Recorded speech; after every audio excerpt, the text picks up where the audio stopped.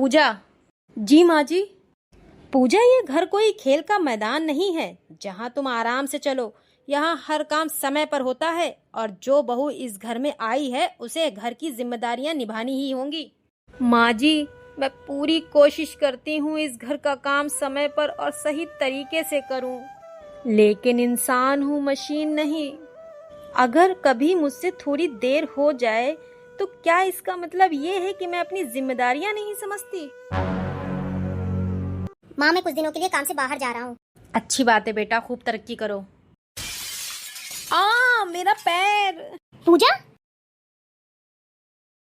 देखिए पैर में इनके फ्रैक्चर है और कम से कम 1 महीना आराम बहुत जरूरी है इनके लिए। क्या? 1 महीना?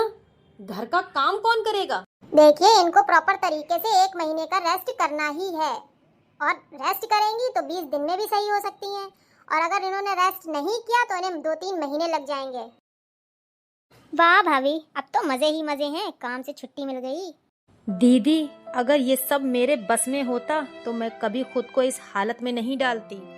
एक बहू के लिए सबसे बड़ी खुशी यही होती है कि वो अपने घर को संभाले, लेकिन जब शरीर ही साथ छोड़ दे तो इंसान अंदर से टूट जाता है। मजा नहीं आता, बस मजबूरी होती है। देखो पूजा, बीमारी अपनी जगह है लेकिन घर के नियम अपनी जगह। तुम्हें जितना हो सके काम करना ही पड़ेगा। लेकिन माँ, डॉक्टर ने आराम करने को कहा है।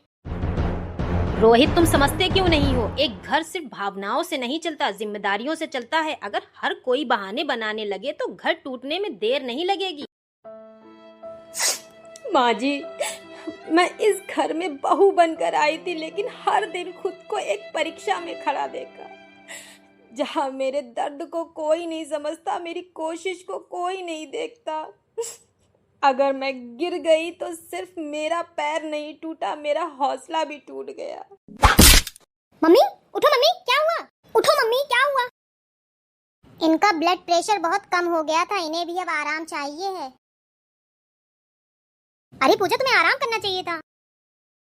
माँ जी, आपकी तबीयत कैसी है अब? पहले से थोड़ा ठीक लग रहा है। माँ जी, आपने मुझे हमेशा जिम्मेदारी सिखाई है, आज वही जिम्मेदारी मुझे यहाँ खड़ा कर रही है। मैं चल नहीं पा रही हूँ, दर्द भी है, लेकिन फिर भी मैं आपकी सेवा करूँगी, क्योंकि आपने मुझे सिखाया है कि घर सिर्फ काम से नहीं अपनेपन से चलता है। पूजा, आज मुझे समझ आया कि मैं कितनी गलत थी। मैंने तुम्हें हमेशा परखा लेकिन कभी तुम्हें समझने की कोशिश नहीं की। जिस बहू को मैं कमजोर समझती थी वही आज इस घर की सबसे बड़ी ताकत बनकर सामने आई है।